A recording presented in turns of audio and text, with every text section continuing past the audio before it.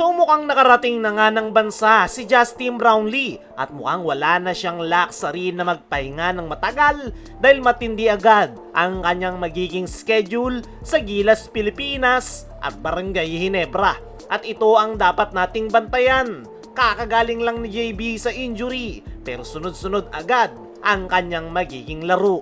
Matatandaan natin na hindi naging maganda ang huling stint ni Brownlee sa Gilas dahil habang naglalaro pala siya sa ating national team ay meron na siyang iniindang injury na nakuha niya sa PBA. Ngayon na nakarecover na, ang malaking tanong, kaya ba ng katawan ni Justin Brownlee ang kanyang matinding schedule? Dahil take note mga chong, hindi lang isang tournament ang lalaruan ni Brownlee.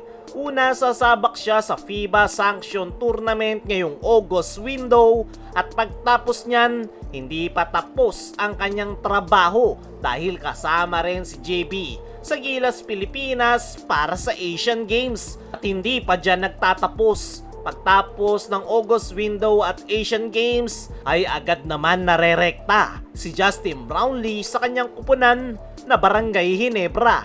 So kung tutusin, back to back talaga ang magiging schedule ni Brownlee. Una ang FIBA, Asian Games at PBA. Kaya hindi rin nakapagtataka kung bakit may mga fans na nangangamba na baka ma-injured ulit si Brownlee. Lalo na dahil ibang klase yung intensity ng laro sa international stage kumpara sa PBA. Mas physical, mas mabilis ang laro at bawat possession talagang kailangan mong ibigay ang maximum effort. Pero personally mga chong, naniniwala kung kakayanin yan ni Justin Brownlee. Bakit? Dahil kilala natin si JB. Sanay siya sa hectic schedule at sanay siyang maglaro ng sunod-sunod. At kung tutusin, parang hindi nga pabor kay Brownlee yung matagal na pahinga dahil mas gusto niya yung tuloy-tuloy na laro. Dahil doon niya kadalasang nakukuha yung kanyang rhythm at doon din natin nakikita yung best version ni Brownlee. Pero may isang malaking bagay na hindi natin pwedeng baliwalain. Hindi na bata si Justin Brownlee at kakagaling niya lang sa injury. Ibig sabihin, kahit gaano pa siya kadedikado at kasanay sa ganitong schedule, kailangan pa ring mag-ingat ng Gilas coaching staff sa paggamit kay Brownlee. Hindi naman kailangan na pilitin si JB sa bawat minuto. Ang importante, healthy siya hanggang matapos ang buong stint niya sa Gilas. Dahil alam naman natin kung gaano kahalaga si Brownlee sa national team. At syempre, pagtapos ng Gilas duties nito, may naghahantay pa sa kanya na Barangay Ginebra. At dito magiging exciting ang kanyang pagbabalik.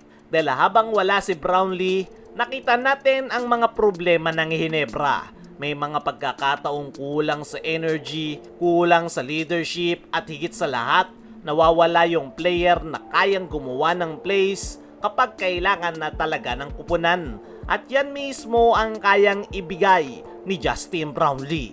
Kaya para sa akin, hindi lang basta pagbabalik import ang inaabangan natin sa Ginebra, kundi siya yung missing piece talaga ni Coach Tim Cone. Pero bago natin makitang uli si Brownlee sa Barangay Ginebra, kailangan muna nating bantayan yung kanyang magiging Gilas stint. Ang pinaka-importante ay manatiling healthy si Brownlee at wala sanang injuries na makuha sa kanyang paglalaro sa Gilas, Pilipinas. Samantala, Coach Tim Cone, kumpiyansa pa rin na makakabawi ang Barangay Ginebra dahil ayon mismo sa kanyang naging latest interview ay aminado nga ito na talagang hindi daw maganda yung pinapakitang performance ng Ginebra sa kanilang nakalipas na mga laro. Hanggang sa ngayon daw kasi, hindi pa rin daw nila naipapakita yung kanilang pagiging championship caliber team. At yan nga raw yung pinoproblema ngayon ni Coach Tim Cone sa kanyang kupunan. Pero kumpiyansa nga ang nasabing Barangay Ginebra head coach na muling makakabawi ang Barangay Ginebra,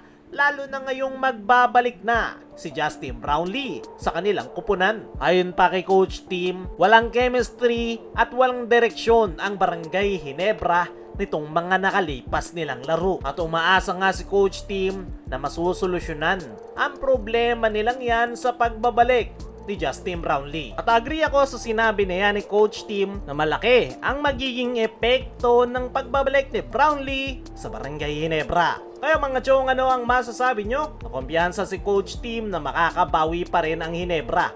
Ano rin yung masasabi nyo? Nasunod-sunod na naman yung schedule ni Brownlee. I-comment mo lang dyan sa ibaba.